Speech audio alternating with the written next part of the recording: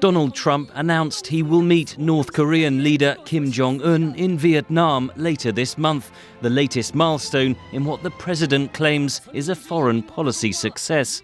Nuclear testing has stopped, and there has not been a missile launch in more than 15 months. Trump went on to say America would likely be at war with North Korea if he had not been elected president in 2016.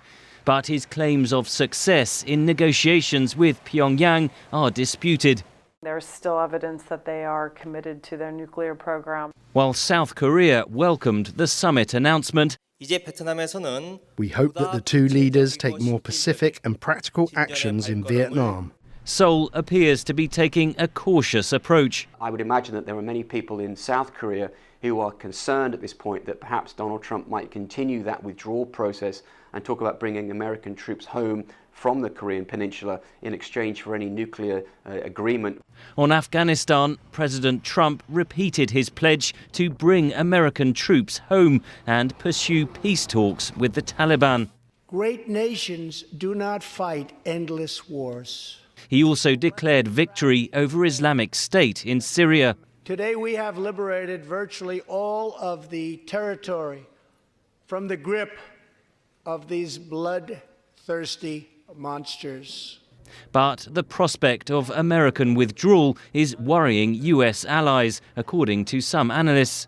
As to whether you can really rely on the Taliban to deliver on any peace settlement that might be agreed. Certainly a lot of concern by women in Afghanistan of what that would mean.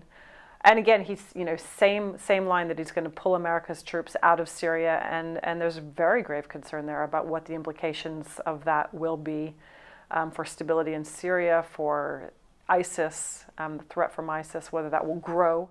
Trump criticized Moscow's purported violation of a Cold War-era missile treaty from which the United States and Russia have pulled out recently.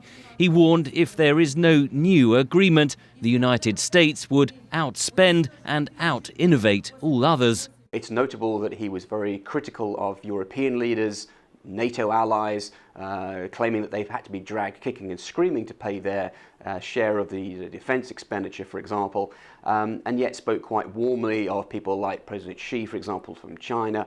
With little new in terms of US foreign policy, the impression from afar is that the State of the Union address was aimed at addressing the president's challenges at home. Henry Ridgwell for VOA News, London.